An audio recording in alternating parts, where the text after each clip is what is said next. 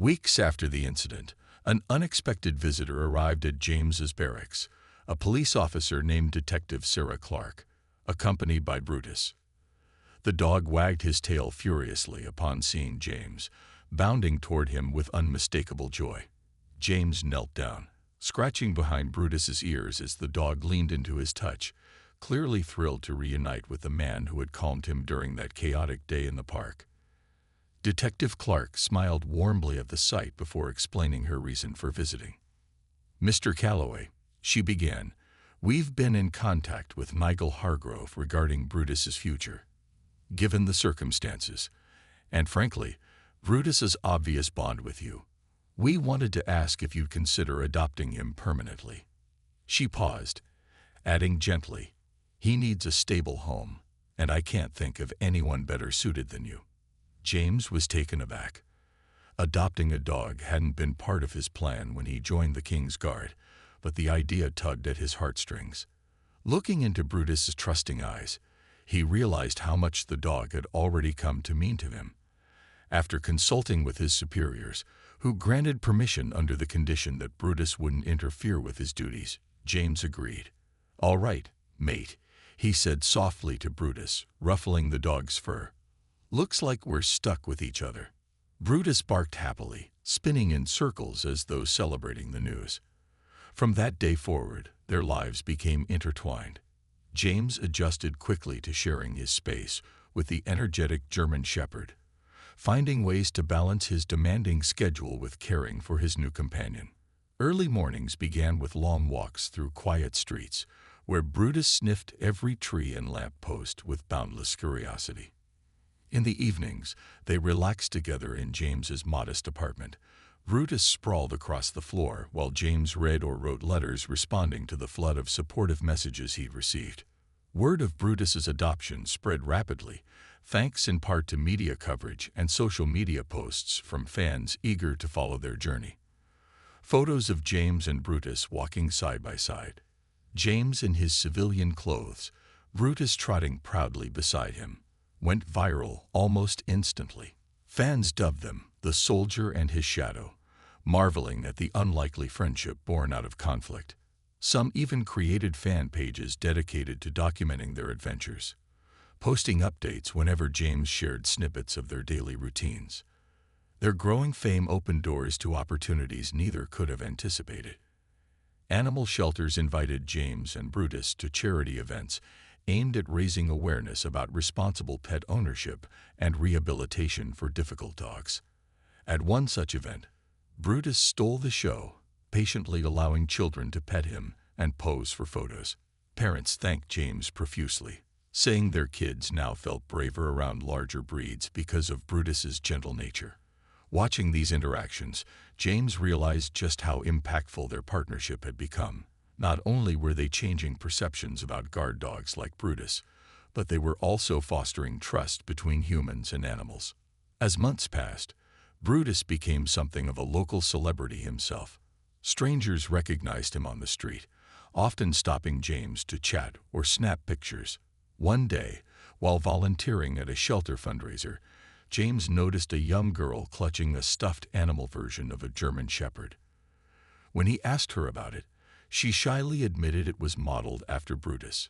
"My mom told me your story," she said, her voice barely above a whisper. "You saved him, didn't you?" James chuckled softly, kneeling to her level. "No, sweetheart," he replied. "Brutus saved me too, in his own way." That sentiment stayed with him long after the event ended. It wasn't just about giving Brutus a second chance. It was about the lessons they taught each other. Through Brutus, James learned the value of unconditional loyalty and patience. And through James, Brutus found stability, love, and a purpose beyond anything he'd known before. Together, they proved that sometimes the most meaningful connections arise from the most challenging moments. Their bond deepened further when Brutus accompanied James to speaking engagements focused on anti-discrimination efforts. As James addressed crowds about facing adversity with grace, Brutus sat quietly by his side, embodying the very principles James preached: calmness, resilience, and unwavering support. Audiences couldn't help but feel inspired by their dynamic, leaving events not only educated but moved by the tangible example of harmony between human and animal. For James, life had transformed in ways he never imagined. What started as a harrowing confrontation had blossomed into an extraordinary friendship, one that reminded him daily of the power of compassion and redemption. And as he watched Brutus chase leaves in the crisp autumn air, he knew there'd. Weeks after the incident, an unexpected visitor arrived at James's barracks, a police officer named Detective Sarah Clark, accompanied by Brutus. The dog wagged his tail furiously upon seeing James, bounding toward him with unmistakable joy. James knelt down, scratching behind Brutus's ears as the dog leaned into his touch, clearly thrilled to reunite with the man who had calmed him during that chaotic day in the park. Detective Clark smiled warmly at the sight before explaining her reason for visiting. "Mr. Calloway," she began, "we've been in contact with Nigel Hargrove regarding Brutus's future. Given the circumstances, and frankly, Brutus's obvious bond with you, we wanted to ask if you'd consider adopting him permanently." She paused, adding gently, "He needs a stable home, and I can't think of anyone better suited than you." James was taken aback. Adopting a dog hadn't been part of his plan when he joined the King's Guard, but the idea tugged at his heartstrings. Looking into Brutus's trusting eyes, he realized how much the dog had already come to mean to him. After consulting with his superiors, who granted permission under the condition that Brutus wouldn't interfere with his duties, James agreed. "All right, Make," he said softly to Brutus, ruffling the dog's fur. "Looks like we're stuck with each other." Brutus barked happily, spinning in circles as though celebrating the news. From that day forward, their lives became intertwined. James adjusted quickly to sharing his space with the energetic German Shepherd, finding ways to balance his demanding schedule with caring for his new companion. Early mornings began with long walks through quiet streets, where Brutus sniffed every tree and lamppost with boundless curiosity. In the evenings, they relaxed together in James's modest apartment. Brutus sprawled across the floor, while James read or wrote letters responding to the flood of supportive messages he'd received. Word of Brutus's adoption spread rapidly, thanks in part to media coverage and social media posts from fans eager to follow their journey. Photos of James and Brutus walking side by side, James in his civilian clothes, Brutus trotting proudly beside him, went viral almost instantly. Fans dubbed them the soldier and his shadow, marveling at the unlikely friendship born out of conflict. Some even created fan pages dedicated to documenting their adventures, posting updates whenever James shared snippets of their daily routines. Their growing fame opened doors to opportunities neither could have anticipated. Animal shelters invited James and Brutus to charity events aimed at raising awareness about responsible pet ownership and rehabilitation for difficult dogs. At one such event, Brutus stole the show, patiently allowing children to pet him and pose for photos. Parents thanked James profusely, saying their kids now felt braver around larger breeds because of Brutus's gentle nature. Watching these interactions, James realized just how impactful their partnership had become. Not only were they changing perceptions about guard dogs like Brutus, but they were also fostering trust between humans and animals. As months passed, Brutus became something of a local celebrity himself. Strangers recognized him on the street, often stopping James to chat or snap pictures.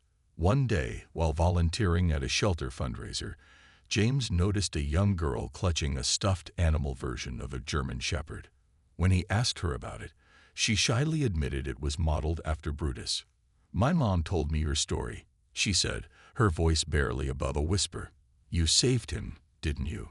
James chuckled softly, kneeling to her level. "No, sweetheart," he replied.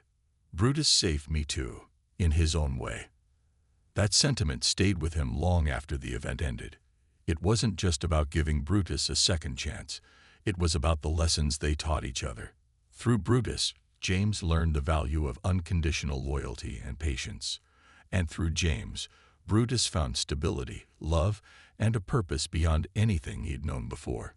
Together, They proved that sometimes the most meaningful connections arise from the most challenging moments. Their bond deepened further when Brutus accompanied James to speaking engagements focused on anti-discrimination efforts.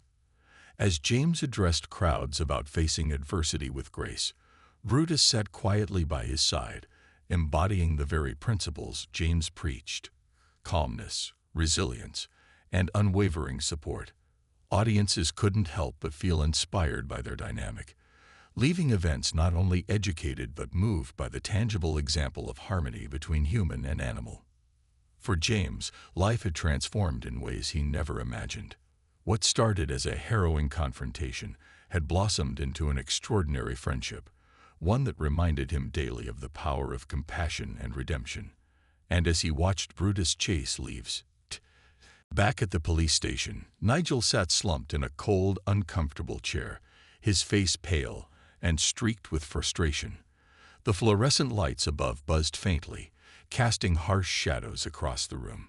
His hands were cuffed, and his once defiant demeanor had crumbled into a mix of anger and disbelief. On the other side of the table, a detective reviewed the evidence: witness statements, video footage from multiple angles, and even social media posts that had already gone viral.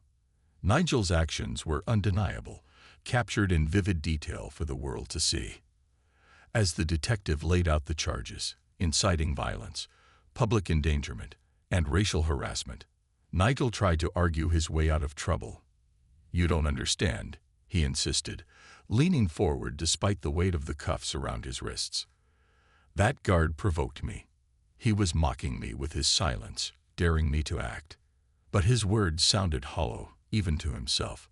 The detective simply raised an eyebrow, sliding a printed screenshot of one of the videos across the table. In it, Nigel could be seen unleashing Brutus and shouting slurs, his intentions painfully clear. Defeated, Nigel sank back into his chair, muttering curses under his breath. Outside the interrogation room, news of the incident spread like wildfire. Social media platforms lit up with hashtags like #RespectTheGuard and #GraceUnderPressure, celebrating James's composure and condemning Nigel's behavior. News outlets picked up the story, airing clips of the confrontation alongside interviews with eyewitnesses. One elderly woman, her voice trembling with emotion, described how James had handled the situation like a true gentleman. Another bystander, a father of two, praised him as a role model for staying calm when others would have retaliated. Overnight, James became a symbol of dignity and resilience, his name trending online alongside messages of support from people around the globe. But while the public rallied behind James, Nigel faced mounting consequences. His employer, a local construction firm, released a statement announcing his termination. "We do not tolerate behavior that contradicts our values of respect and inclusivity," the statement read. Neighbors who had long tolerated his abrasive personality now distanced themselves, refusing to defend him or offer sympathy. Even his closest friends grew quiet, unwilling to associate with someone whose face was plastered across news headlines for all the wrong reasons. For James, life returned to its usual rhythm, or so it seemed on the surface. Back at Buckingham Palace, he resumed his duties as though nothing extraordinary had happened. Yet subtle changes began to emerge. Letters of gratitude poured in daily, addressed to him personally. Some came from children inspired by his bravery, others from adults thanking him for reminding them of the importance of patience and self-control. Each note carried heartfelt words, filling James with a sense of purpose beyond his ceremonial role. Among the letters was one particularly unusual request. A week after the incident, a police officer visited James at his barracks, accompanied by none other than Brutus. The dog wagged his tail enthusiastically upon seeing James, bounding toward him as if greeting an old friend. The officer explained that Nigel, overwhelmed by legal fees and public shame, had surrendered ownership of Brutus.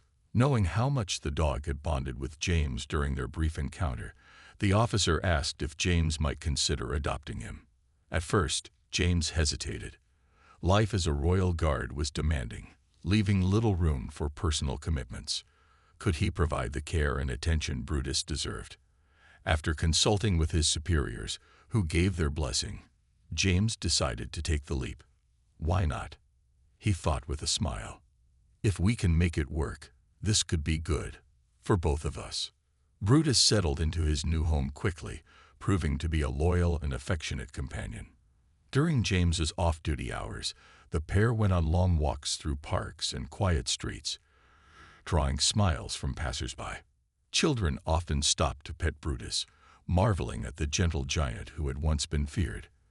For James, these moments brought unexpected joy, reinforcing the idea that even in chaos, connections could form where least expected. Though Nigel's actions had caused harm, they also sparked something positive, a reminder of humanity's capacity for growth and redemption. James didn't hold a grudge. Instead, he focused on the lessons learned and the relationships forged in the aftermath. As he watched Brutus chase leaves in the crisp autumn air, James felt a deep sense of gratitude, not just for surviving the ordeal, but for discovering a new kind of family in the most unlikely circumstances. And somewhere, amidst the challenges and triumphs, he realized that sometimes grace wasn't just about standing firm.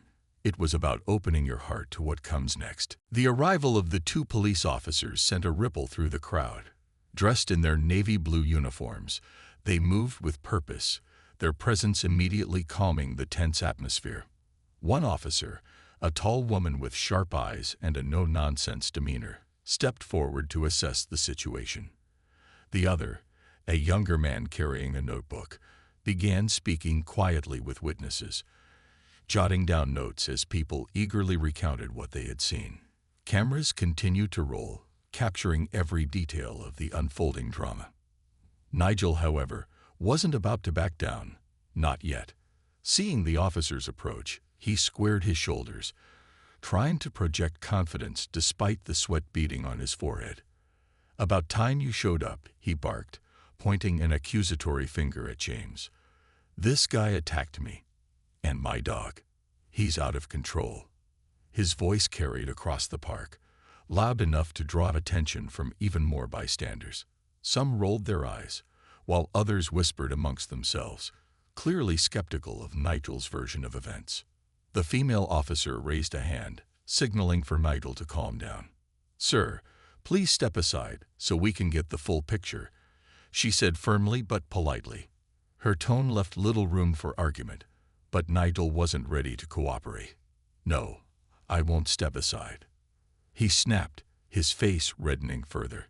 "I'm the victim here. Ask anyone. He set my dog on me." He gestured wildly toward Brutus, who sat obediently beside him, tail thumping softly against the ground. The dog seemed completely unfazed by the commotion, occasionally glancing toward James, as if longing to return to his side. James remained silent throughout the exchange, standing tall and composed. When the male officer approached him, he answered questions calmly, explaining the sequence of events without embellishment or emotion. "The gentleman released his dog, which charged at me," James explained. "I used verbal commands to de-escalate the situation. No physical contact was made." His words were concise and factual, leaving no room for misinterpretation. The officer nodded, jotting notes before turning to speak with the growing group of witnesses. One by one, members of the crowd stepped forward, eager to share their accounts. A middle-aged woman holding a smartphone held up her video footage, showing Nigel unleashing Brutus and shouting racial slurs. Another witness, a teenage boy with braces, described how James had remained calm despite the provocation. "He didn't do anything wrong," the boy said earnestly. "That guy," he pointed at Nigel, "was the one causing trouble." Each account painted the same clear picture. Nigel had instigated the confrontation, and James had responded with remarkable restraint. As the evidence mounted against him, Nigel grew increasingly agitated. "You're all ganging up on me," he shouted, pacing back and forth like a caged animal. "This is ridiculous. You're taking his side because of...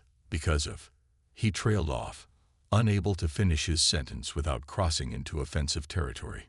Instead, he settled for glaring daggers at James, muttering under his breath about bias and injustice. But his protests fell on deaf ears. The officers had already formed their opinion based on the overwhelming testimony and video evidence. Finally, the female officer turned to Nigel, her expression stern.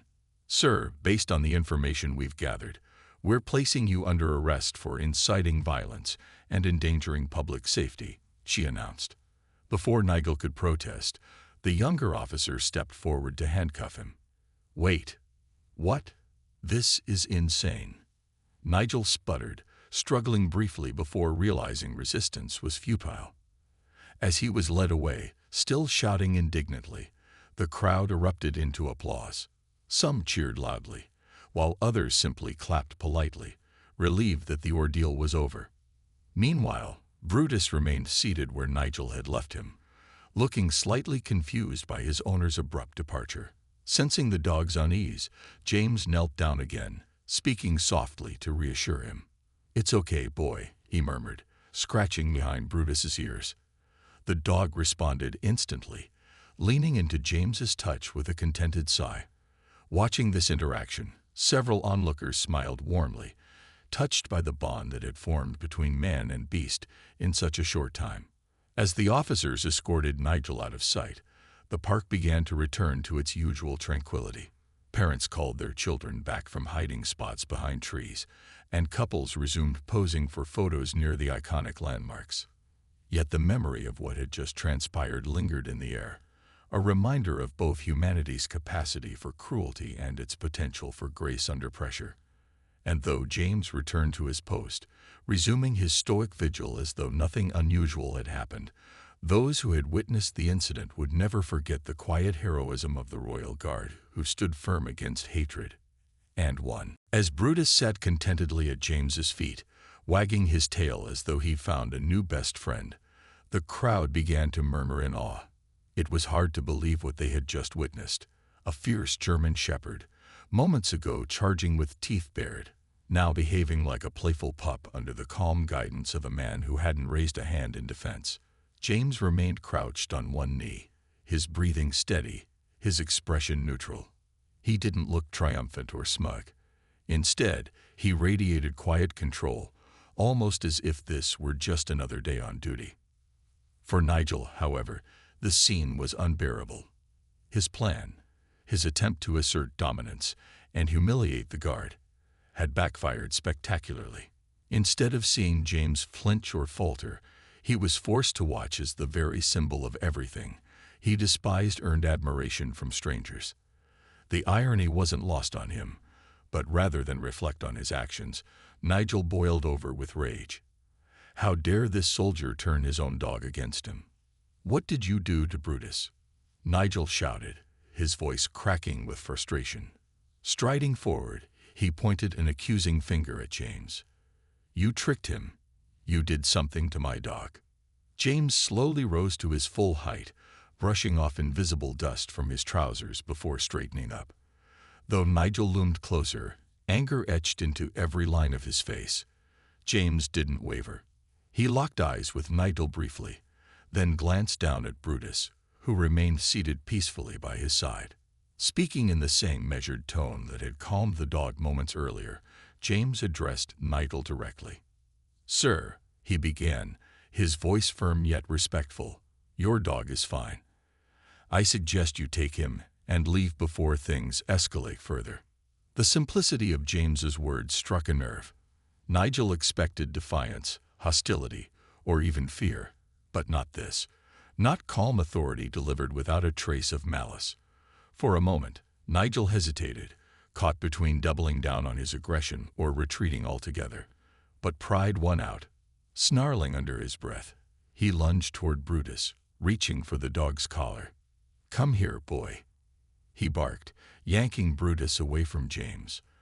The dog whimpered slightly, clearly confused by the sudden change in energy. Nigel tugged harder, dragging Brutus backward, but the animal resisted, planting his paws firmly on the ground as if reluctant to leave James's side. Seeing this only fueled Nigel's fury. He turned his glare back on James, spittle flying, as he ranted. "This isn't over. You think you're so clever, don't you? Well, we'll see about that. His threats hung heavy in the air, but James didn't respond.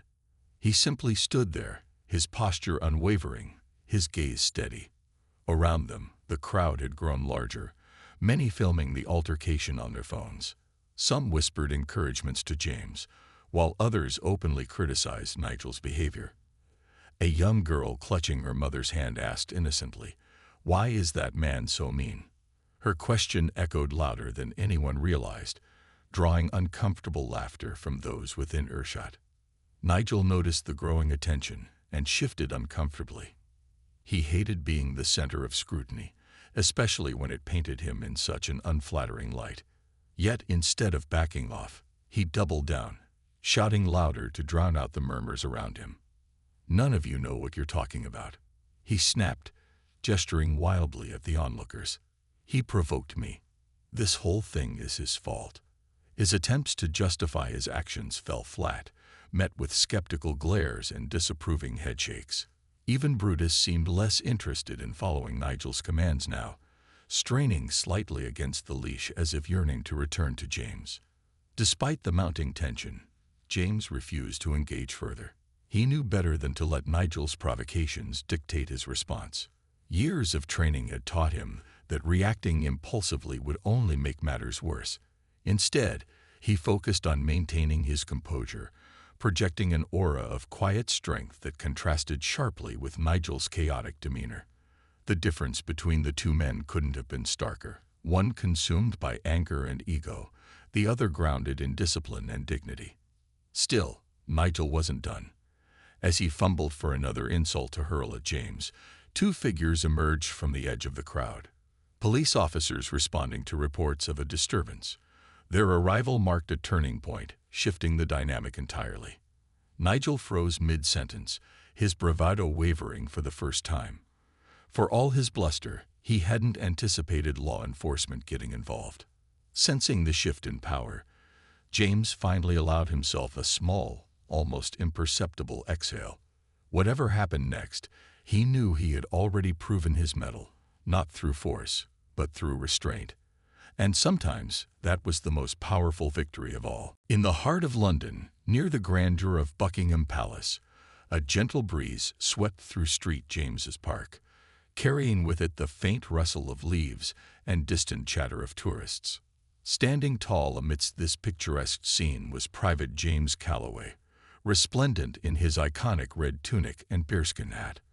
A member of the King's Guard, James had spent years perfecting the art of standing still, his posture unwavering, his expression stoic, as though carved from stone. Tourists gathered around him, snapping photos and marveling at his discipline. Children giggled as they mimicked his rigid stance, while parents whispered stories about the history and honor tied to the uniform he wore. James didn't mind the attention. He'd grown accustomed to it over time. Being a royal guard wasn't just a job for him, it was a calling. Every day, he reminded himself of the values instilled during his training: duty, respect, and resilience. No matter what happened around him, whether it was loud laughter or clumsy tourists bumping into his polished boots, James remained rooted in place, embodying the essence of steadfastness. His commanding officer often praised him for his ability to stay composed under pressure, but today would test that skill like never before. Across the park, unnoticed by most, walked Nigel Hargrove, a man whose presence seemed out of sync with the peaceful surroundings. Dressed in an oversized leather jacket and scuffed boots, Nigel carried an air of discontent wherever he went. His German shepherd, Brutus, trotted obediently beside him, though the dog's sharp eyes betrayed a restless energy. Nigel wasn't new to causing trouble. Neighbors avoided him whenever possible, knowing all too well how quickly his temper could flare. Today, however, Nigel felt particularly agitated, muttering under his breath about pointless traditions and wasting resources on fancy uniforms. As he approached the area where James stood guard, Nigel's mood darkened further. He disliked authority figures, especially those who looked different from him. Seeing James, a young man of mixed heritage, proudly wearing the iconic red coat, only fueled his bitterness.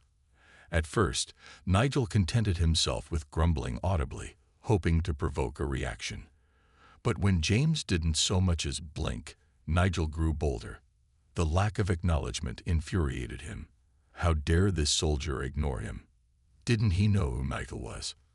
The tension simmered beneath the surface, unnoticed by the cheerful crowd surrounding James.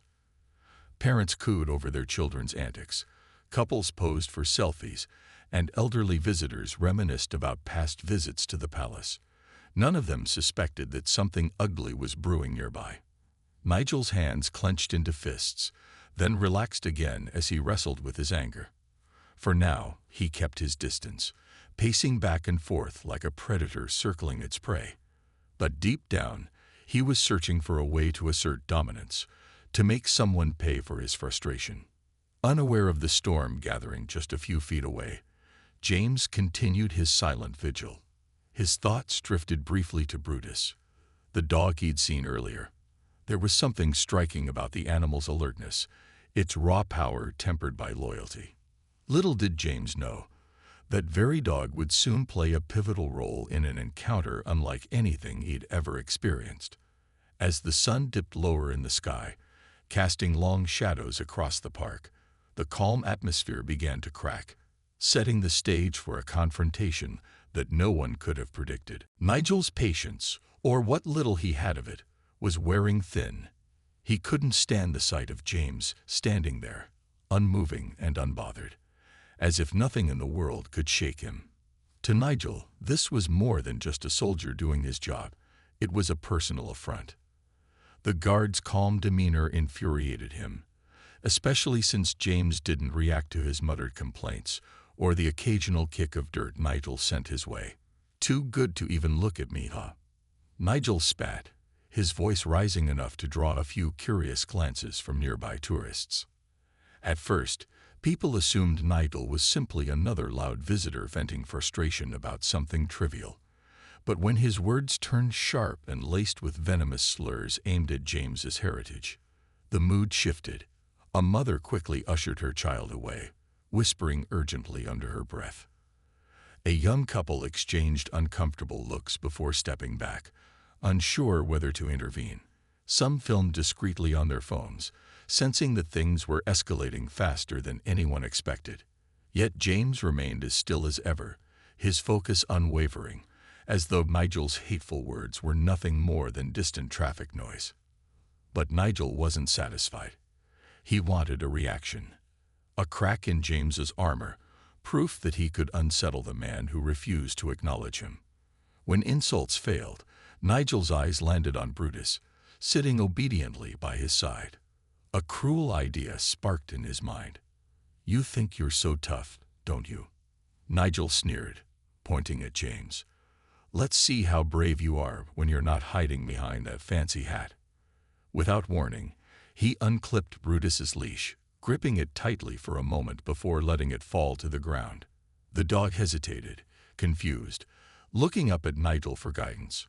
"Go on, boy." Nigel barked, his voice harsh and commanding. "Get him." Brutus needed no further encouragement. With a low growl, the German shepherd sprang forward, muscles rippling beneath his sleek coat. His teeth gleamed in the sunlight as he charged toward James, barking ferociously.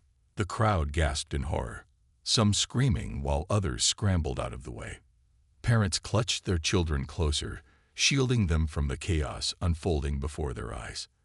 For a fleeting moment, it seemed like the peaceful afternoon would descend into disaster. Yet James didn't panic. Trained to handle high-pressure situations, he assessed the threat in an instant. Instead of reaching for the ceremonial weapon at his side, a mere prop, he dropped to one knee, lowering himself to Brutus's level. His movements were deliberate, steady, and calm, exuding confidence despite the danger inches away. Keeping his gaze locked onto the charging dog, James spoke in a firm but soothing tone, drawing upon techniques he'd learned during summers spent helping his uncle manage livestock. "Easy, boy," he said, his voice cutting through the commotion. "You're okay." To everyone's astonishment, Brutus slowed down mid-charge, his ears perking up at the sound of James's voice. The dog's aggressive stance softened, his barks fading into soft whimpers. Within moments, Brutus came to a stop, sniffing cautiously at James's outstretched hand before sitting down obediently at his feet. The crowd watched in stunned silence, unsure whether to cheer or cry. Even Nigel stood frozen, his jaw slack with disbelief. What should have been a moment of triumph for him had turned into something entirely different. A humiliating defeat. As Brutus wagged his tail, seemingly content in James's presence, the tension in the air began to ease. Tourists whispered among themselves, marveling at the guard's composure and quick thinking. One elderly woman dabbed at her eyes with a tissue, murmuring, "That poor lad handled that better than any of us could have." Meanwhile, Nigel's face flushed crimson, not from embarrassment, but from anger. Far from backing down, he saw this as another challenge to his pride. Clenching his fists, he stormed closer, determined to reclaim control over the situation spiraling out of his grasp. Months turned into a year, and the bond between James and Brutus only grew stronger. Their days became a rhythm of duty, devotion, and shared adventures. For James, the once unthinkable idea of owning a dog had blossomed into one of the most rewarding experiences of his life. Brutus wasn't just a pet. He was a partner, a source of comfort, joy, and inspiration. Together, they navigated the challenges of balancing royal guard responsibilities with their newfound roles as public figures. Brutus quickly earned a reputation for being more than just a good boy. He became a symbol of transformation, proof that even creatures labeled as dangerous or unpredictable could thrive when given love and guidance. Schools invited James and Brutus to visit classrooms, where children learned about kindness, respect, and second chances through their story. During these visits, James often recounted how Brutus had responded not to aggression, but to calmness and patience. Sometimes, he'd say, kneeling beside Brutus, "The best way to handle fear or anger is to meet it with understanding, not force." The pair also participated in charity events, drawing large crowds eager to see them in person.